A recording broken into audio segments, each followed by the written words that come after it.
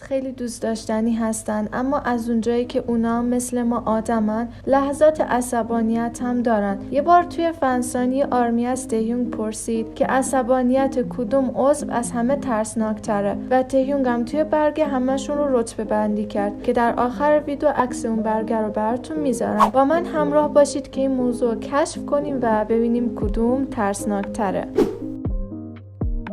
کسی که رتبه 7 داره و از همه کمتر عصبانی میشه نامجونه، چون که هم خیلی ددیتوره هم خیلی صبوره. حالا به نظرتون بیشتر چه چیزایی روی مخش میره و باعث عصبانیتش میشه؟ توی فستیوال 2017 تهیون گفته که نامجون بدش میاد کسی بیاد پیشش و صدای موسیقیش رو زیاد کنه. اینجا هم یکی از کارمندا با میکروفون به جین ضربه میزنه و دیگه نامجون هم واکنش نشون میده، ولی به نظرم اون کارمنده حقش بوده که اینجوری باش رفتار بشه. رتبه 6 متعلق به تهیونگه و ببینیم چی در مورد خودش گفته. خودمون حس میکنیم که تهیونگ آرومه، اما خب توی فستیوال 2017 گفته که وقتی آدما غذاشو میبرن یا توی بازی باهاش سر و کله میزنن خیلی رو مخش میره. هر لحظه اینجا ممکنه تهیونگ به خاطر اذیت‌های جونگکوک اونو بکشه. آخه چرا انقدر جونگکوک کرم میریزه؟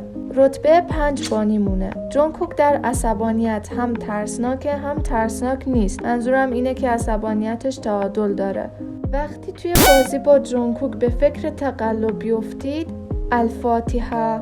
اگه تا اینجا از ویدیو خوشتون اومد حتما بکنید اون لایک بکنید اون ویدیو رو و دیگه اینجوری خیلی از من حمایت میکنید. حالا بریم سراغ ادامه ویدیو.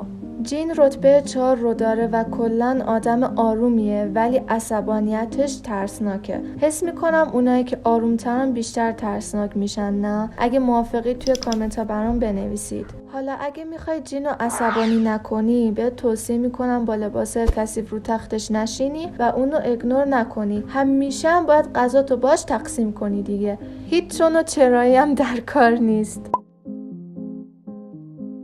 رتبه 3 شوگا یا مینیونگی یا همون پیشولی. با توجه به اینکه شوگا به خاطر همچین چیزای مشهوره، یعنی به قول خارجی‌ها سایکو هست، خیلی از آدما سورپرایز میشن که رتبه 3 رو داره. چرا؟ چون انتظارشون رتبه 1، اما خب تهیونگ اعضا رو از ما بیشتر میشناسه، در نتیجه رتبه 3 درست‌تره.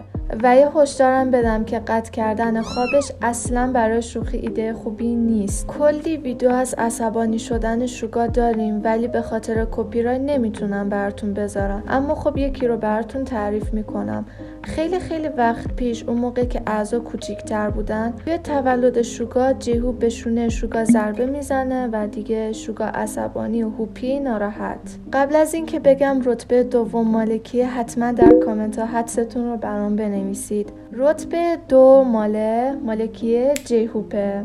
دوباره تهیونگ در مورد جیهوب یه چیزی فاش کرده. تهیونگ مستقیما رفته به جیهوب گفته لطفاً وقتی سر استیج خطا میکنیم نگاه ترسناکی بهمون نداشته باش. یه چیزی در مورد تهیونگ شنیدم، ولی مطمئن نیستم که حقیقت داره یا نه. گفتن که تهیونگ وقتی میرفت مدرسه خیلی فضولی میکرد. خب الان ترسناکترین عضوی که رتبه اولو داره مشخصه، جیمینه. علاوه بر تهیونگ، جیهوب هم تایید کرده که اصلا نباید هیچکی با جیمین درگیر بشه. جونگکوک انقدر کرم داره با جیمین در مورد قدش شوخی کرده و جیمین هم بهش لگد زده. آفرین جیمین. جونگکوک یه تنبیه نشه؟ بچه‌ها این برگه‌ای هست که یه آرمی به تهیونگ داده و رتبهشون رو نوشته.